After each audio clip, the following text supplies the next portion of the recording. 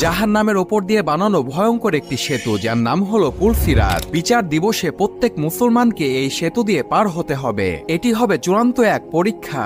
এই সেতুটি জাহান্নামের ওপর দিয়ে বানানো হয়েছে, আর এই সেতুর শেষ প্রান্তে থাকবে জান্নাত। যে ব্যক্তি এই সেতু পার হয়ে যাবে সে ব্যক্তি জান্নাতে চলে যাবে, আর যে ব্যক্তি পুলসিরাত পার হতে গিয়ে নিচে পড়ে যাবে সে ব্যক্তি জাহান্নামে চলে যাবে। সেই দিন মানুষ এই সেতু পার হবে তার ইমানের শক্তিতে ও আমলের ভিত্তিতে। দুনিয়ার জীবনে যে যত বেশি আমল করবে তারা খুব সহজেই এই সেতু পার হয়ে যাবে। মুমিন ব্যক্তিরা এই সেতু আলোর গতিতে পার হয়ে যাবে। আবার কিছু মুমিন ব্যক্তিকে ফেরেশতা এসে নিজ হাতে সাহায্য করে পার করে নিয়ে যাবে। আর যে সকল ব্যক্তি দুনিয়াতে দুর্বল আমল করবে তারা এই সেতুতে ধীর গতিতে আগাবে এবং চলতে চলতে তারা নিচে পড়ে যাবে, অর্থাৎ জাহান্নামে পড়ে যাবে।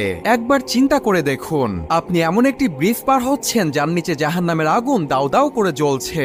এই দৃশ্যটা কতটা ভয়ঙ্কর হতে পারে।